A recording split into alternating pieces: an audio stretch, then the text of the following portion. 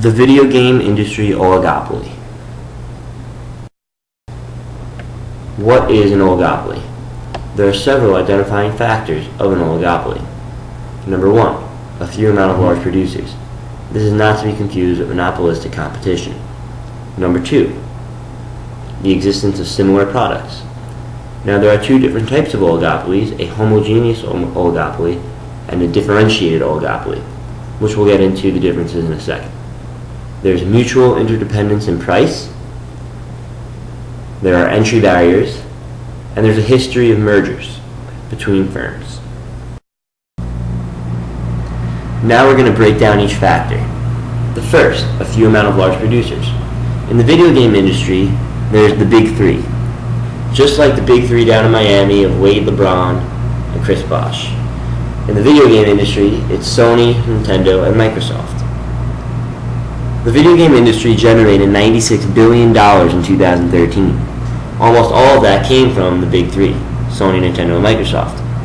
Smaller companies just can't compete and are forced to fold or stop production and competition.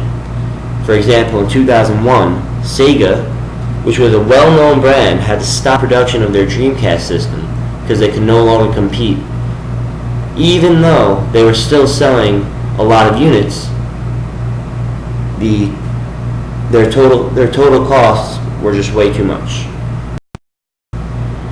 Now for the second factor, similar products, and the difference between a homogeneous oligopoly and a differentiated oligopoly.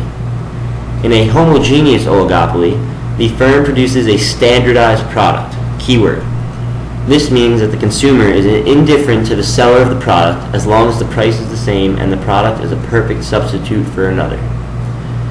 A differentiated oligopoly is when the firm produces a differentiated product, another key term.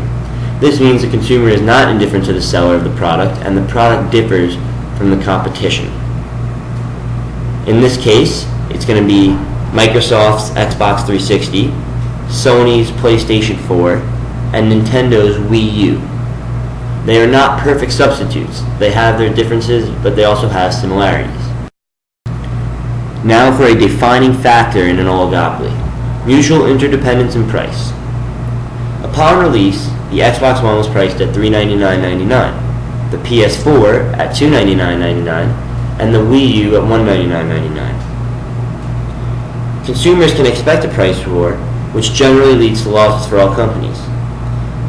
This idea can be explained in the kinked demand curve. The kinked demand curve results from two separate demand curves meeting at one point, the kink. So it is partially elastic and partially inelastic, depending on whether you raise or lower the price of a product. Let's walk through it. When a company lowers the price of the product, competition will match the price decrease to compete in market share. The curve in this case is inelastic, and therefore there will be a loss in total revenue.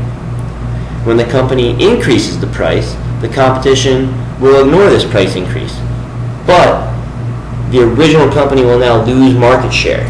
The curve is relatively elastic, and there again is a loss in total revenue. So as we can see, no matter which way we move on the curve, there will be a total loss in revenue. Another important thing to note is that the marginal cost rarely changes as the price of raw materials increases.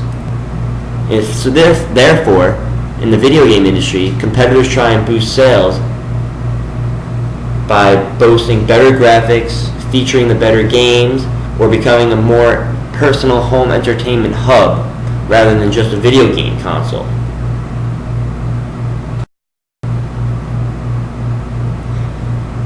Another characteristic of an oligopoly is the existence of entry barriers. Here's a quote. Launching a new game system can cost billions of dollars, and market share shifts dramatically in the 4 to 5 years between each generation of systems. This does not mean that it is impossible for new companies to enter. For example, in 2012, a company called Ouya raised $8.6 million over a Kickstart website to create a new gaming system that came out with a price of $99. This gaming system was a 3-inch cube that ran on a modified version of Android. and it used cheaper processors and components than the name brands like Microsoft and Sony were using, because they were using IBM chips and things of that nature. This allowed them to cut the costs to lower their price. Although this is an alternative, how many people have actually heard of this company or their gaming system? And finally, mergers. In the video game industry and in other areas, Microsoft has a history of coming up with new and better technology, but failing to turn a profit on them. For example, they created their own operating system for the Xbox, but they failed to profit in the video game industry the way Sony and Nintendo have. Since Nintendo has a history of profiting in the video game industry, there have been rumors that Microsoft would sell their technology to Nintendo. This would benefit both companies. Microsoft can focus on other aspects of their company, such as computers and working on Windows 7 and 8, and Nintendo can focus on the video game industry using their new technology to turn even better profits. It would make sense to do, but due to monopoly laws, this is difficult.